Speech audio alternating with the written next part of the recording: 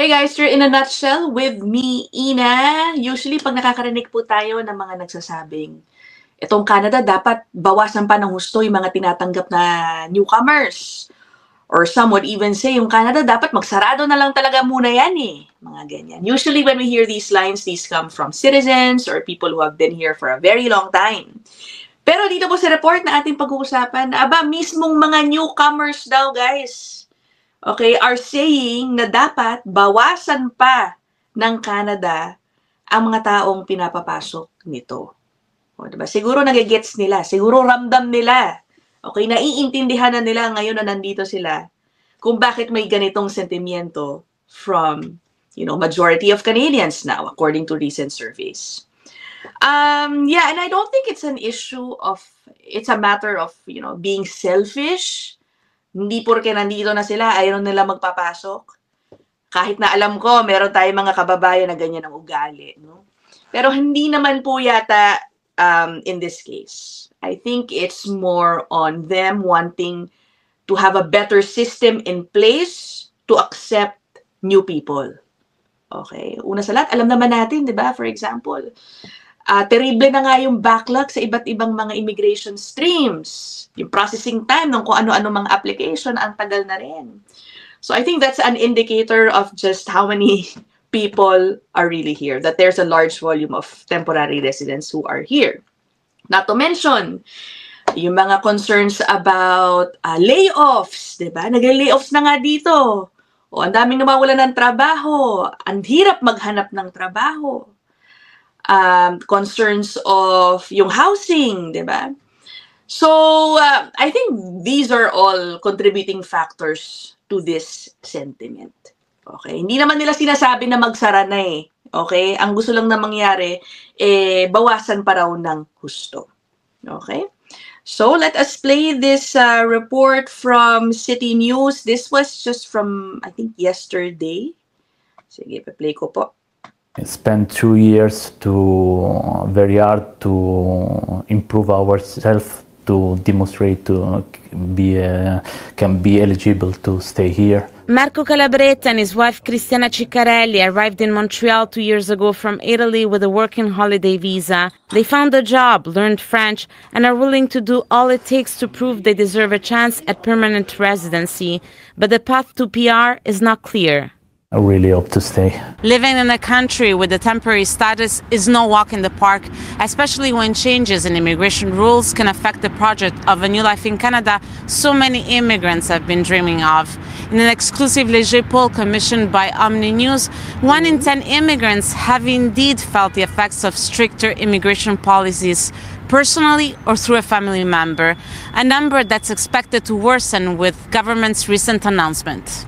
Younger, newer immigrant coming to the country are feeling the impact of that reduction. In the federal budget tabled this month, Ottawa announced further cuts to the number of temporary residents in Canada as it lowered the country's immigration target of permanent residents to 380,000 annually for the next 3 years. But results in the Omni Léger poll show 67% of immigrants want lower targets at 300,000 per year. The poll was conducted in October among 1,510 respondents who were all born outside Canada. I can see her pain. Grace Mostrada remembers talking to someone whose own permanent residency application was rejected.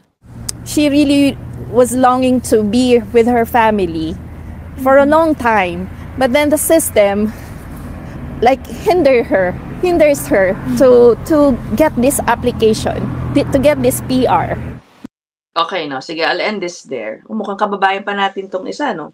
All right. So, the issues raised by the interviewees here is more of the struggle to secure a PR. In short, kumbaga, sinasabi nila, hirap na nga yung mga tao dito ma-PR, dadagdagan mo pa yung makikipagkompetensya para dyan. Okay, yun ang intindi ko sa kanilang sinasabi. So, yeah, I'm not surprised by this. What do you guys think? Do you agree? Puntahan natin tong article form nitong report, no? Ito po yan. Yan. Again, from City News, no? New Omni poll shows newcomers want Canada to admit fewer immigrants. Ito po yan. Ayan. 67% of newcomers believe Canada should admit fewer than 300 immigrants per year, and 4 in 10 say the number should be even lower at less than 100,000.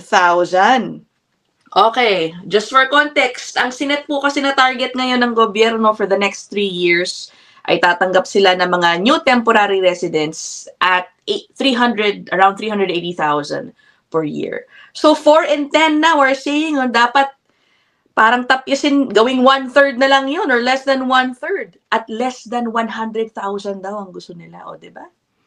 Okay. So again, I'm not surprised. Kahit naman ako nakikita ko na, naku po, ang dami natin mga kababayan na hihirapan dito. Gusto ko pa ba makakita ng mga kababayan natin, madagdagan pa sila?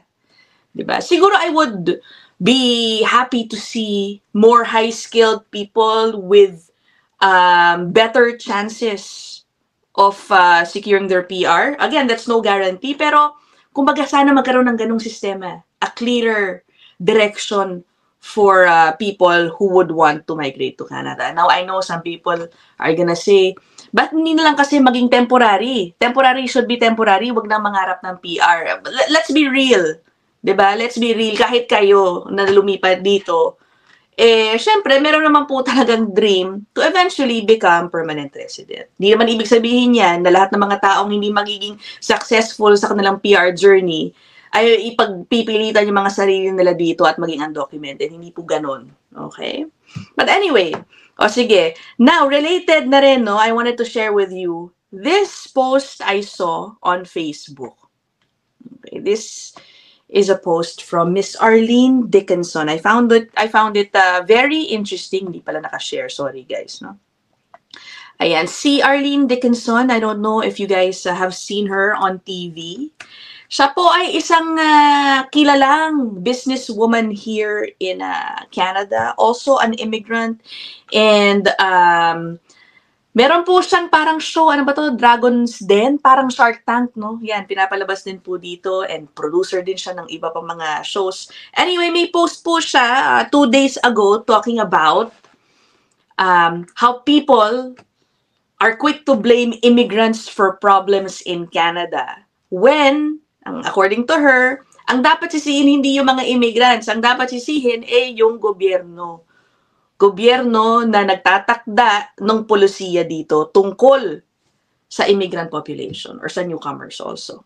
Okay, so let me read just portions of it. I agree with her, no? I agree with her. Sabi niya dito, blaming immigrants for our productivity challenges, healthcare shortages, or every criminal atrocity is just plain lazy thinking. Sabi niya, it ignores issues that have literally been decades in the making, and it conveniently lets governments, industries, and policymakers off the hook. Yan. Sabi niya dito, napakalawak pa ng land dito sa Canada, rich in resources, and we're sparsely populated. Bitin ang tao, kulang.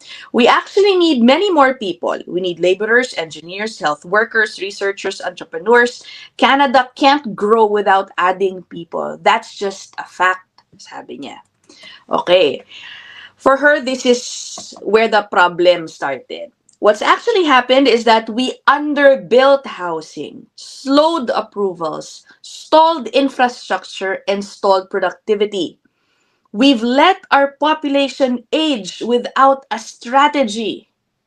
And then when global migration rose, we conveniently pointed to newcomers as the problem for issues that were created in boardrooms and cabinet rooms long before they stepped off a plane, train, or boat. So what do you think, I agree. Hindi naman po makakapasok ang mga newcomers dito, mga bagong tao dito kung hindi hinayaan ng isang sistema na tinakda ng gobyerno. That's why I feel for those, yung mga kababayan nating newcomers. Ngayon, ramdam nila, aping-api sila dito, pati mga kapwa Pinoy nila. Yung iba pa magsasabi na pati sila pinapaalis dito. Yung mga ganyan ba, guys? Okay? Kung hindi naman po sila pinayagan ng sistema, hindi naman po yan papasok dito. Sino ba naman ang magpipilit ng sarili nila dito kung alam nilang ayaw sila dito, hindi po ba? Okay, and alam mo what reminds me? Mahaba pa yung post ni Miss Dickinson, but I'll just end it there. It reminds me, meron akong pinapanood na mga committee hearings ngayon sa Parliament. Alam niyo naman, nanonood tayo dyan, ano? Natanong doon yung IRCC, or rather yung Immigration Minister ulit, tungkol sa pag-assess nila sa healthcare system ng Canada. Kumbaga, tinanong sa kanya, sa pag-aaral ninyo, ilang immigrants ba ang kayang tanggapin ng healthcare? Ilang bagong tao ang kayang tanggapin ng healthcare system natin? Parang ganon. Aba, ang sinagot ba naman ni Immigration Minister, that's an unfair question. That's an unfair question na i-address daw sa kanila. Why? Why? Why would it be unfair? I think it's just basic that when you start setting targets for the number of people that you want to take in, you have to think about, the healthcare system, among many things, right? Nung sinabi niya yun that it would be unfair, tapos parang pinasa niya yung mic sa kung sino mang tao. So that tells me that there is really something wrong with policy making when it comes to, planning for immigration. Kung hindi nila naiisip, halimbawa, yung kapasidad ng healthcare system. So that, I think, is also, may tama itong sinasabi ni Ms. Dickinson. Which brings me back dun sa una kong sinasabi. I don't think it's about being selfish, for those who might also support calls for further reduction in the temporary resident population. Diba? Maiintindihan natin, lalo na sa panahon ngayon, na medyo hindi ganun kaganda ang ekonomiya. Let's hope it will be better, diba? And then maybe eventually it can accommodate more people. But that's another thing, sinasabi nga nung COVID, diba? Yung panahon ng COVID, sino daw ba ang sumalba sa ekonomiya ng Canada? Ang sabi ng ilan, it's the immigrants that helped keep the economy afloat. Diba? So anyway, we will see. Let's hope and pray na yung mga plano moving forward are better. Diba?